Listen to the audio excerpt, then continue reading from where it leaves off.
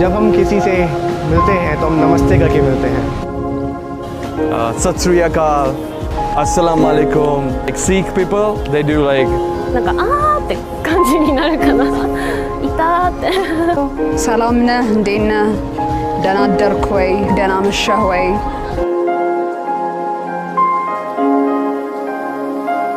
on connaît que ce soit un homme ou une femme on lui fait la bise wenn man jünger ist. So, mein Name ist das und das. We do use g'day a lot, or mate. We're not particularly formal.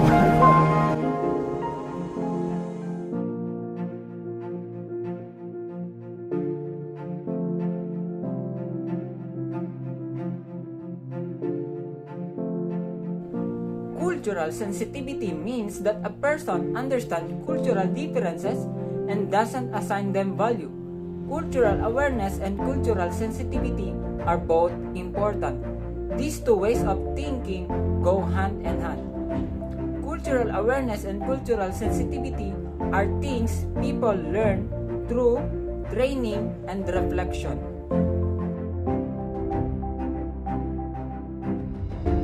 The importance of cultural awareness is that it enables us to communicate with people more effectively beyond words and grammar by understanding their culture.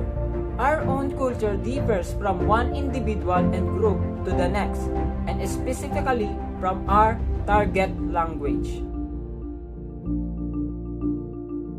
Intercultural communication can be a discipline or skill that is particular to the study of how you interact and communicate across different cultures. It is connected to the cultural sensitivity since studying how to interact with other cultures is learning about their core culture. With this, you are enlightened on what you should do and what action you should apply in socializing with different people.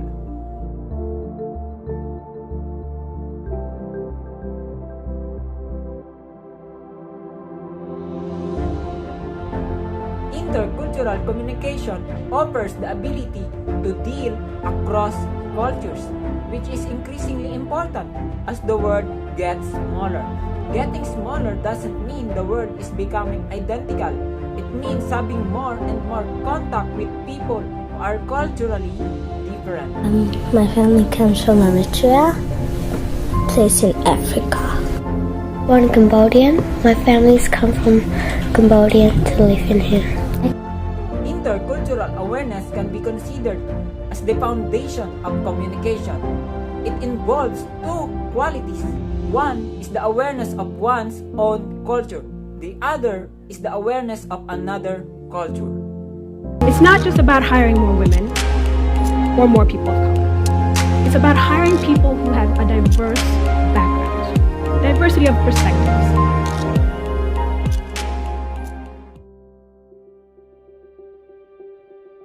What can you do to develop intercultural awareness? Here are some ideas. Admit that you don't know. Acknowledging your ignorance is the first step toward learning about other cultures. Develop an awareness of your own views, assumptions, and beliefs, and how they are shaped by your culture. Ask yourself questions like, what do I see as national characteristic in this country? Which national characteristic do I like and dislike in myself? Take an interest. Read about other countries and cultures, and start to consider the differences between your own culture and what you have read. Don't make judgments. Instead, start by collecting information. Ask neutral questions and clarify meaning before assuming that you know what's going on. Once you have collected information, start to check your assumptions. Ask your colleagues or friends who know more about the culture than you, and systematically review your assumptions to make sure that they are correct. Develop empathy. Think about how it feels to be the other person's position.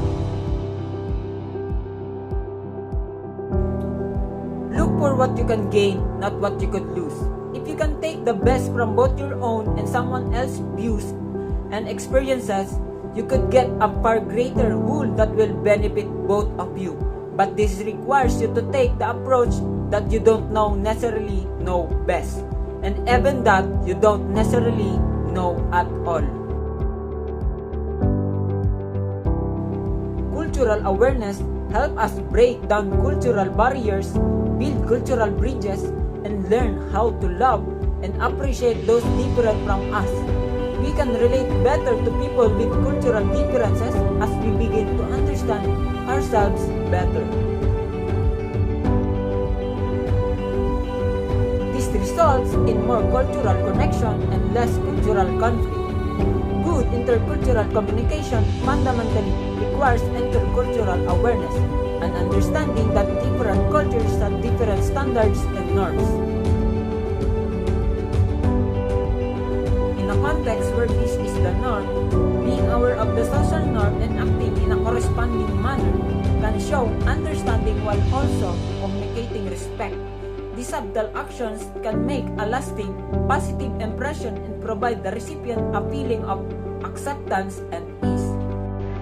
We should adopt, embrace, accept, support, and encourage it.